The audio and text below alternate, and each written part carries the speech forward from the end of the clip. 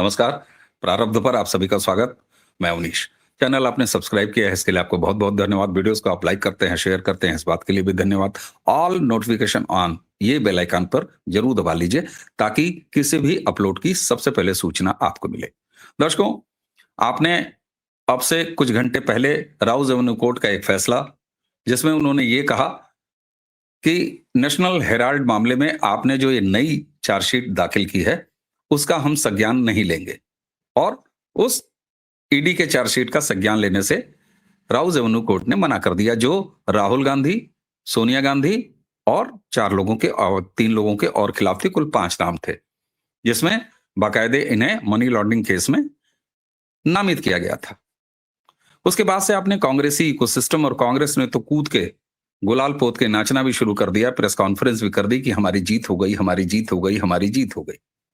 लेकिन साहब, अगले कुछ मिनटों में हम आपको ये बताने का प्रयास करेंगे कि ये पूरा मामला है क्या और किस तरीके से राहुल गांधी, प्रियंका गांधी, सोनिया और उनका कांग्रेसी इकोसिस्टम बिना मतलब का एक फ्रॉड देश में बेच रहा है कि नेशनल हेराल्ड मामले में उन्हें ऐसा मानो जैसे क्लीन चिट मिल गई। नहीं साहब, ऐसा नहीं हुआ है। राउज एवेन्यू कोर्ट ने कहा क्या है? राउज एवेन्यू कोर्ट ने यह कहा कि चूंकि ईडी साहब, यानी ईडी, आपकी जो ये चार्जशीट है, ये 2012 से सुब्रमण्यम स्वामी की जो शिकायत थी, उस शिकायत के आधार पर जो मुकदमा चल रहा है नेशनल हेराल्ड का, उस पर आधारित है। और जबकि किसी भी चार्जशीट को किसी न किसी एफआईआर पर आधारित होना चाहिए, इसलिए हम आपके इस चार्जशीट का कोई संज्ञान नहीं लेंगे। लेकिन साथ में कहा कि आप अपनी जांच जारी रखिए। आइए थोड़ा सा इसे और हल्का विस्तार से समझते हैं ताकि आसानी से आपको समझ भी आ जाए। नेशनल हेराल्ड यानी जवाहरलाल नेहरू के समय काल से शुरू हुआ यह मामला। नेशनल हेराल्ड कभी भी गांधी परिवार की मिल्कियत नहीं रही, जवाहरलाल नेहरू की भी मिल्कियत नहीं रही। 5000 स्वतंत्रता संग्राम सेनानियों के पास इसका मालिकाना हक था, लेकिन पंडित नेहरू के समय से ही कांग्रेस परिवार ने, गांधी परिवार ने, नेहरू परिवार ने इस पर अपना कब्जा जमाए रखा। 90, जी हाँ, 90 का दशक आते आते ये अखबार अब घाटे में चलने लगे। हालांकि इनके पास नेहरू सरकार की कृपा से, कांग्रेस सरकार की कृपा से बहुत अच्छी अच्छी और महंगे लोकेशंस पे देश भर में संपत्तियां और जमीन थी।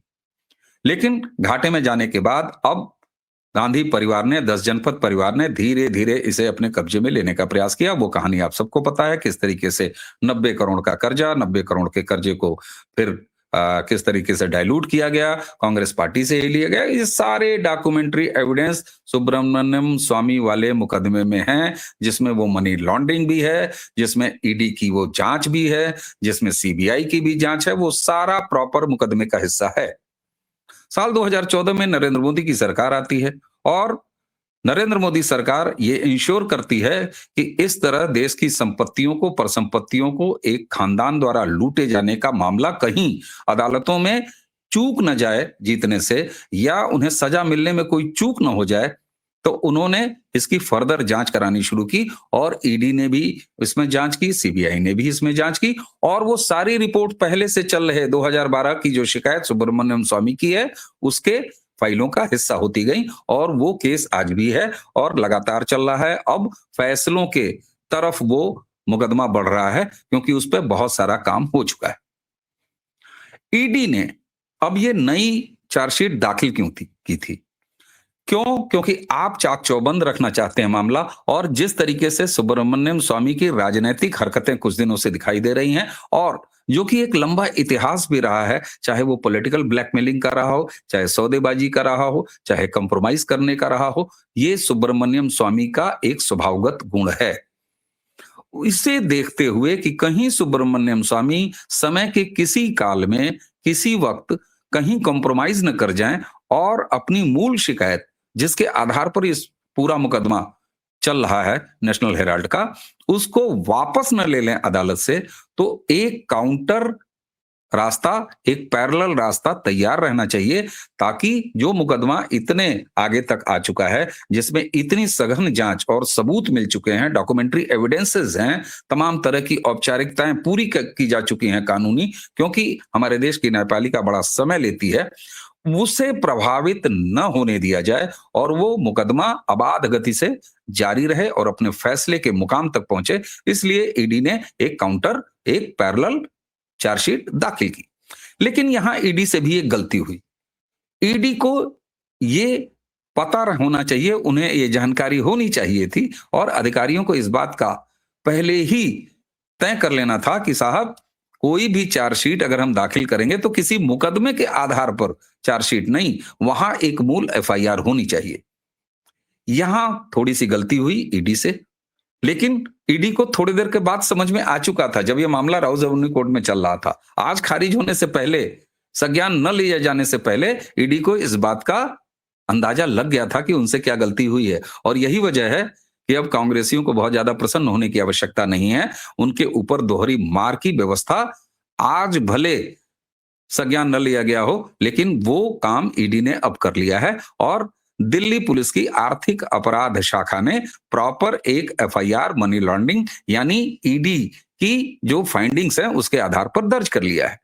और अब ईडी, चूंकि राउज एवेन्यू कोर्ट ने यह कहा है कि आप अपनी जांच अबाध गति से जारी रखिए, आपको अपनी जांच रोकने की कोई आवश्यकता नहीं है। हां, ये जो सुब्रमण्यम स्वामी के केस के आधार पर आपका जो चार्जशीट है, इसका हम संज्ञान नहीं लेंगे। तो अब चूंकि मुकदमा आर्थिक अपराध शाखा दिल्ली पुलिस की दर्ज है और राउज एवेन्यू कोर्ट ने पहले ही कहा है कि आप अपनी जांच जारी रखिए, तो ईडी जब जांच जारी रखेगी, मुकदमा अब सामने है, एक नई चार्जशीट आएगी और आगे आने वाले समय में आप इसी राउज एवेन्यू कोर्ट में एक और ईडी की चार्जशीट देखेंगे, जिसके नीचे मुकदमे का आधार होगा आर्थिक अपराध शाखा दिल्ली पुलिस, और उसके बाद फिर इन्हें समन होना है।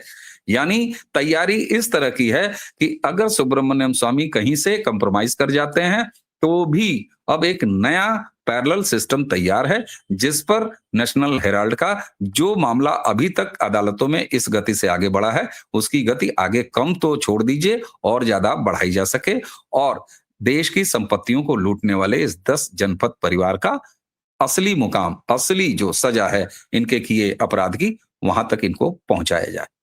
तो इसलिए कांग्रेस पार्टी या कांग्रेसी इकोसिस्टम के तमाम ऐसे लोग जो आज अपने स्थान विशेष पर गुलाल मल के नाच रहे हैं और कह रहे हैं ये पॉलिटिकल वेंडेटा था और देखिए हमको कोर्ट ने निर्दोष साबित कर दिया और संज्ञान नहीं लिया, उन्हें जरा थमा थमा करना चाहिए और देश को फ्रॉड नहीं बेचना चाहिए।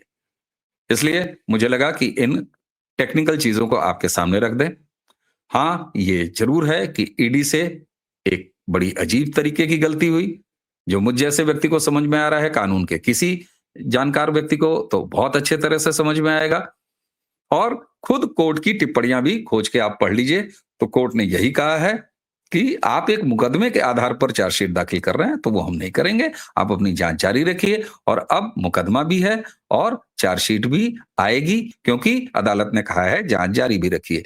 तो ये एक अलग से रास्ता तैयार किया गया है ताकि सुब्रमण्यम स्वामी किसी भी समय अगर पलटी मारे तो भी नेशनल हेराल्ड मामले में ये लुटेरा परिवार बचने न पाए।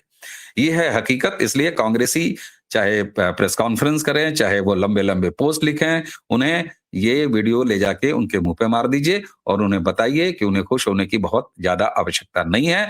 उनके चोर खानदान को अभी अपनी सजा बाकायदे पानी है। हमें उम्मीद है कि ये तकनीकी भरी जानकारी इस वीडियो के माध्यम से, छोटे से वीडियो, इसको अन्यथा बढ़ाना मैं उचित नहीं समझता, तो ये जानकारी आपको पसंद आई होगी। अगर आपको पसंद आई हो, आपको लगी हो कि ये काम की जानकारी है, तो वीडियो को आप ज्यादा से ज्यादा शेयर कीजिए और चैनल के सभी वीडियो को जिस तरीके से आप लाइक करते हैं, इसे भी लाइक कीजिए। चैनल को आपने सब्सक्राइब किया है, ये आपका सबसे बड़ा सहयोग है। इसी तरह हमारे बेल आइकन को ऑल नोटिफिकेशन ऑन ऑप्शन के साथ दबा लीजिए ताकि आगे आने वाली किसी भी वीडियो की सबसे पहले और पूरी सूचना आपको मिले। तो उम्मीद करते हैं कि आज की ये चर्चा आपको पसंद आई होगी। तो इसी के साथ मुझे यानी अवनीश को आज्ञा दीजिए। नमस्कार, प्रणाम, जय जय श्री राम।